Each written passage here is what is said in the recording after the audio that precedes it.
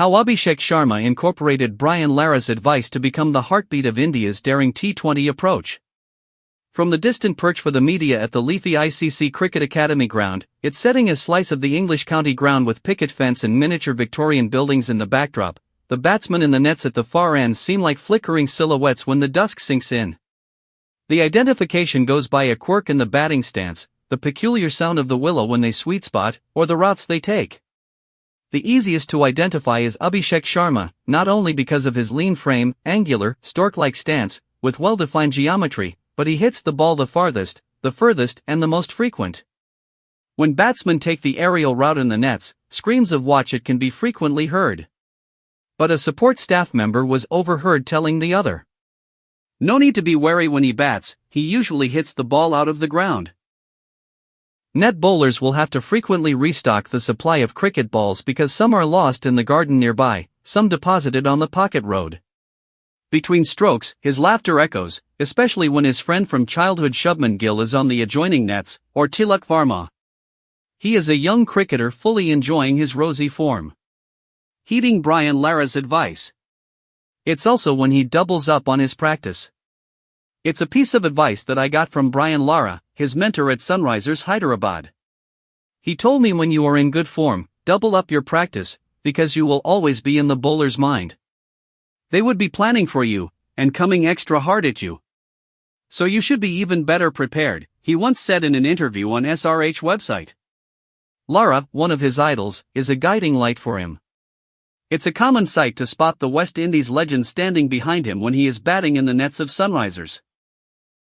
He doesn't talk much technical stuff, that Yuvraj Singh, does, but more like telling me, you could target this area, or that area. His fluid bat swing has been likened to Lara. He demurs when such comparisons are put across him. He is a legend, he pauses in the interview. The implication is he himself has not reached the status of a legend and hence can't be compared. It didn't escape the eyes of Lara's fellow great, Sachin Tendulkar.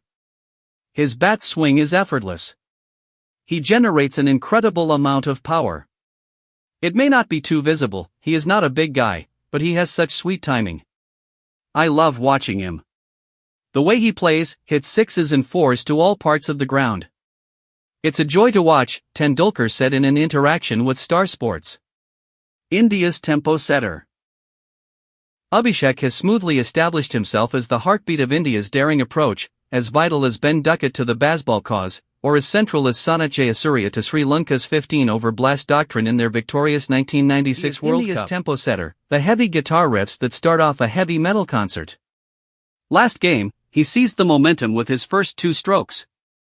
The first ball, he almost roller-skated down the track and biffed Shaheen Afridi, one of the most feared new ball bowlers, down the ground for a 4. The next ball, he scythed him over extra cover. Such momentum is hard to stop, and Pakistan never recovered from the blows.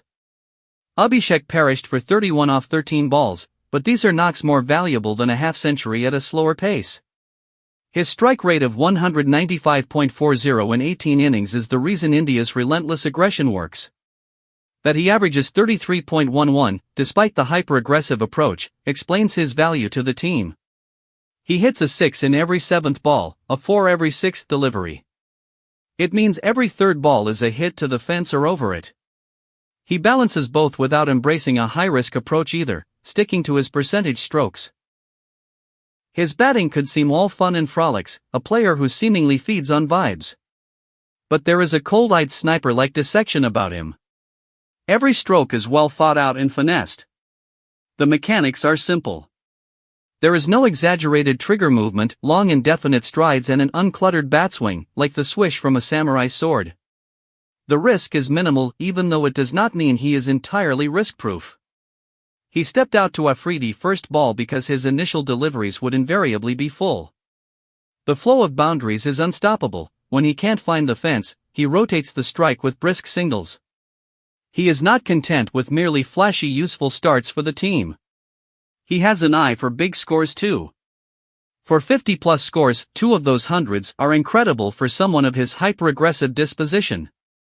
It was Lara who instructed him on the importance of big scores. He told former cricketer Akash Chopra in an interview, One day Lara Sir brought a list of the all-openers in all the franchises.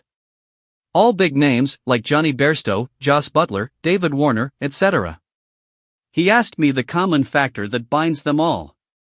I didn't give a clear answer, and he told me, they all face around 35 to 40 balls a game. And that's all they need to change a game. He told me that I should aim for that as well. Only twice has he managed that in his still nascent T20I career. Both ended in hundreds.